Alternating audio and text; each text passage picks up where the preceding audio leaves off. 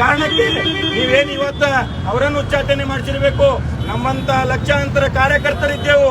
ನಿಮ್ಮಿಂದ ಪಕ್ಷ ಅಲ್ಲ, ಕಾರ್ಯಕರ್ತರಿಂದ ಪಕ್ಷ ಇದ್ದು ತಿಳ್ಕೊಳ್ಳಿ. ಭಾರತೀಯ ಜನತಾ ಪಾರ್ಟಿ ಇವತ್ತು ಭಾರತೀಯ ಜನತಾ ಪಾರ್ಟಿ ವಿಶ್ವದ ದೊಡ್ಡ ಪಕ್ಷ ಐತಿ. ಯಾರಿಂದ? ನಮ್ಮಿಂದ, ಸಾಮಾನ್ಯ ಕಾರ್ಯಕರ್ತರಿಂದ. ಇವತ್ತು ನಮ್ಗೆ ಹುದ್ದೆಗಳು ಕೊಟ್ರಿ ಅಂತ ಬರ್ಲಿಲ್ಲ ನಾವು. ಬೇಕಿದ್ರೆ ಕಿತ್ತೋಗಿರಿ ಪಕ್ಷದಿಂದ. ಇವರನ್ನೇ ಕಿತ್ತೋಗಿದ್ರು ಅಂದ್ರೆ ನಮಗೇನ್ ದೊಡ್ಡದು? ಕಿತ್ತೋಗಿರಿ, ಅದು ದೊಡ್ಡದ ಬೇಕಾಗಿಲ್ಲ.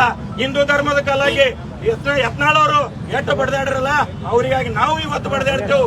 ಮುಂದೆ ರೋಡ್ಗಳು ಬಂದ್ ಮಾಡ್ತೇವೆ. ಅವ್ರಿಗೆ ನೀವು ಏನ್ ನಿರ್ಧಾರ ಖಂಡನೆಗೆ ನೀವು ತಗೊಲಿಲ್ಲ ಅಂದ್ರೆ ಮುಂದಿನ ಹೋರಾಟ ಉಗ್ರವಾಗಿರ್ತೈತಿ. ಇಲ್ಲಿ ಬಂದಿರೋ ಎಲ್ಲ ಕೇವಲ ಇಲ್ಲಿ ಯತ್ನಾಳ್ ಅವರವರಲ್ಲ, ನಾವು ಹಿಂದೂ ಧರ್ಮದ ಪರವಾಗಿ ಬಂದಿದ್ದೆವು. ಯತ್ನಾಳ್ ಅವ್ರ ಅಭಿಮಾನಿ ಅಂತ ಹೇಳಿ ಅತಿ ಹೇಳ್ಕೊಳ್ಳೋದಲ್ಲ. ಹಿಂದೂ ಧರ್ಮದ ರಕ್ಷಣೆಗೆ ಅವರೇ ಒಬ್ಬರು ಅದಾರ ಕರ್ನಾಟಕದಲ್ಲಿ. ಅವರನ್ನು ನೀವು ತುಳಿದ್ರ ನಮ್ಮನ್ನ ತುಳಿದಂಗ. ದಯವಿಟ್ಟು ಇಲ್ಲಿ ಯಾರು ನಾವು ಪಕ್ಷಕ್ಕೋಸ್ಕರ, ಪಕ್ಷ ಉಳಿವಿಗಾಗಿ ನಾವು ಬಂದಿದ್ದೇವೆ. ಪಕ್ಷಕ್ಕೆ ಉಳಿಬೇಕಪ್ಪ ಅಂದ್ರೆ ಅವ್ರಿಗೆ ನೀವು ಒಳಗೆ ತಗೋಬೇಕು.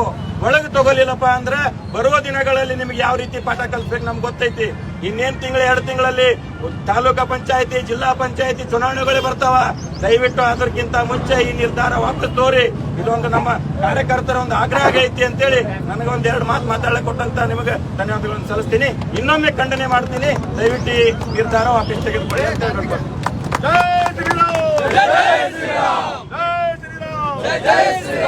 ಈ ಒಂದು ಪ್ರತಿಭಟನೆ ಉದ್ದೇಶಿಸಿ ಮಾತಾಡಿರುವಂತ ನಾಗರಾಜ್ ಅಶ್ವತ್ಥರಿಗೆ ಧನ್ಯವಾದಗಳು.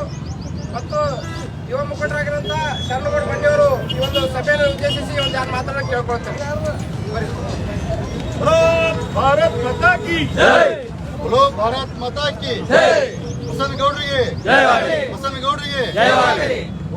ನಮ್ಮ ಉತ್ತರ ಕರ್ನಾಟಕದ ಹಿಂದೂ ಹುಲಿ ನಿಷ್ಠಾವಂತ ಒಬ್ಬ ಕಾರ್ಯಕರ್ತ ಬಸನಗೌಡರಿಗೆ ಉಚ್ಚಾಟನೆ ಮಾಡಿದ್ದು ಇದು ಅವರಿಗೆ ಶೋಭೆ ತರುವಂಥದ್ದಲ್ಲ.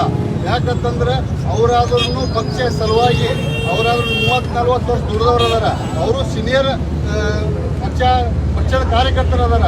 ಆದ್ರೆ ಇದು ನೀವೇನು ಉಚ್ಚಾಟನೆ ಮಾಡಿರಿ ಎಲ್ಲ ರಾಜ್ಯ ನಾಯಕರು, ಕೇಂದ್ರ ನಾಯಕರು ಇದು ವಾಪಸ್ ತಗೋಬೇಕಂತ ಹೇಳಿ ನಾವು ಕೇಳ್ಕೊತೇವೆ. ಪಕ್ಷ ಸಲುವಾಗಿ ಎಷ್ಟು ದುಡಿದಾರ ಅನ್ನೋದು ನಮ್ಗೆ ಗೊತ್ತದ. ಅವ್ರ ಜೊತೆ ಸಣ್ಣ ಪುಟ್ಟ ನಾವು ಅವ್ರ ಜೊತೆ ಬಂದವ್ರು ಇದ್ದೀವಿ. ಎಲ್ಲರೂ ಏನು ಅಡ್ಜಸ್ಟ್ಮೆಂಟ್ ರಾಜಕಾರಣಿ, ಒಂದಕ್ಕೊಂದು ಈ ಪಕ್ಷದಾಗಿರೋದು ಮತ್ತೊಂದು ಪಕ್ಷಕ್ಕೆ ವೋಟ್ ಮಾಡೋದು, ಈ ಪಕ್ಷದಾಗಿರೋದು ಇನ್ನೊಂದು ಪಕ್ಷದ ಜೊತೆ ಶಾಮೀಲ್ ಆಗೋದು, ಇಂಥವ್ರು ವಿರುದ್ಧ ಹೋರಾಡಾರ ವಿನಃ ಪಕ್ಷದ ವಿರುದ್ಧ ಎಂದೂ ಬಸನಗೌಡರು ಹೋರಾಡಿಲ್ಲ. ಪಕ್ಷದ ವಿರುದ್ಧ ಎಂದೂ ಅವರು ವಿರೋಧ ಹೇಳಿಕೆ ಕೊಟ್ಟಿಲ್ಲ. ವ್ಯಕ್ತಿಗತ ಪಟ್ಟಿರ್ಬೋದು. ಯಾಕಂತಂದ್ರೆ ವ್ಯಕ್ತಿಗಳು ಇನ್ನೊಂದು ಪಕ್ಷದ ಜೊತೆ ಶಾಮೀಲಾಗಿದ್ದ ಕಾಲಾಗ ಇನ್ನೊಂದು ಪಕ್ಷದ ಜೊತೆ, ಇಲ್ಲಿ ಪಕ್ಷದಾಗಿದ್ದೋದು ಇನ್ನೊಂದು ಪಕ್ಷದ ಜೊತೆ ರೊಕ್ಕ ತೊಳೋದು, ಇನ್ನೊಂದು ಪಕ್ಷದ ಜೊತೆ ಹೊಂದಾಣಿಕೆ ಮ್ಯಾಗ ಅವ್ರಿಗೆ ಆಸ್ತಾ ಇರೋದು, ಇವನಿಗೆ ಟಿಕೆಟ್ ಕೊಡೋ ಸಲಿಂದ ಅವ್ನ ನೋಡಿ ಅಡ್ಜಸ್ಟ್ಮೆಂಟ್ ಆಗಿದ್ರೆ ಅದರ ಸಲಿಂದ ಓಡಾಡ್ಯಾರ. ಯಾರಾದ್ರೂ ನಾವು ಕೇಂದ್ರ ನಾಯಕರಿಗೆ ಇಲ್ಲೇ ಕೇಳ್ಕೊಡೋದು, ಆ ಬಸನಗೌಡರು ಎಂದೂ ಪಕ್ಷಕ್ಕೆ ವಿರೋಧ ಮಾಡಿಲ್ಲ. ಪಕ್ಷ ಸಲುವಾಗಿ ದುಡಿದಾರ, ಪಕ್ಷಕ್ಕೆ ಡ್ಯಾಮೇಜ್ ಆಗ್ಬಿಡದಂತ ದುಡಿದಾರ, ಪಕ್ಷದ ಸಲಹೆ ದುಡಿದಾರ, ಬಡ ಬಂಧುವರಿಗೆ ಸಲಹೆ ಬಸನಗೌಡರು ದುಡಿದಾರ. ಯಾವ ಕಾಲು ಕೂಡ ಅವ್ರ ಸ್ವಾರ್ಥ ಕೈಲಿ ಇವತ್ತಿನ ತನಕ ರಾಜಕೀಯ ಮಾಡಿಲ್ಲ. ಅವ್ರ ಮನೆ ನೋಡಿ ನೋಡ್ರಿ, ಯಾವಾಗ ಅವರ MP ಆಗಿದ್ದ ಮೊದಲು ಇದ್ದ ಮನೆಯಾಗೆ ಇವತ್ತು ಬಸನಗೌಡ ಮನೆಗೆ ಅದಾರ. ನೀವು ನೋಡಿ ಯಾರು ನೋಡಿರೋ ಇಲ್ಲ ಗೊತ್ತಿಲ್ಲ. ಅವ್ರು ಕಟ್ಸ್ಕೋಬೇಕಾಗಿತ್ತು, ಅವ್ರು ಮಾಡ್ಬೇಕಾಗಿತ್ತು ಅಂತಂದ್ರೆ ಎಷ್ಟೋ ಎಕರೆಗಟ್ಟೆ 2 ಎಕರೆ 4 ಗಂಟೆ ಮನೆ ಕಟ್ಸ್ಕೋಬೇಕಾಗಿತ್ತು. ಎಲ್ಲರ ಜೊತೆ ಅಡ್ಜಸ್ಟ್ಮೆಂಟ್ ಆಗಿ, ಎಲ್ಲರ ಜೊತೆ ಹೊಂದಾಣಿಕೆ ಆಗಿ, ಎಲ್ಲರ ಜೊತೆ ಇದು ಇದ್ದಕ್ಕಿಸಿದ್ರೆ. ಆದ್ರೆ ಅವ್ರು ಹಂಗೆ ಮಾಡಲಿಲ್ಲ. ಯಾಕಪ್ಪ ಹಾಸ್ಪಿಟ್ಲ್ ಯಾಕೆ ತೆಗೆದ್ರು? ಬಡವರಿಗೆ ಯಾಕೆ ತೆಗೆದ್ರು?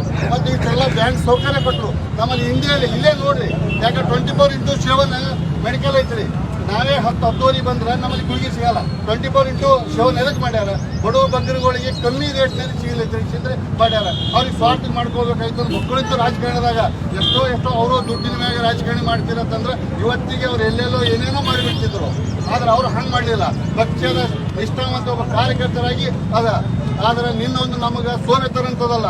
ಬಿಜಾಪುರದಲ್ಲಿ ಏನೋ ಪಟಾಕಿ ಹಾಕಿ ಸಿ ಅಂಚಾರಂತ ಅವರು ಒಬ್ಬರು BJP ಕಾರ್ಯಕರ್ತರು. ಅವ್ರು ಯಾರು ಏನು ಮಾಡ್ಯಾರ ಅದನ್ನು ಸೋವೆ ತರದಂತಲ್ಲ. ಇರ್ತಿರ್ಬೋದು, ಒಂದು ಪಕ್ಷದಾಗ ಇರ್ತಿರ್ಬೋದು, ಹೆಚ್ಚ ಕಮ್ಮಿ ಇರ್ಬೋದು, ಇಲ್ಲ ತನಲ್ಲ.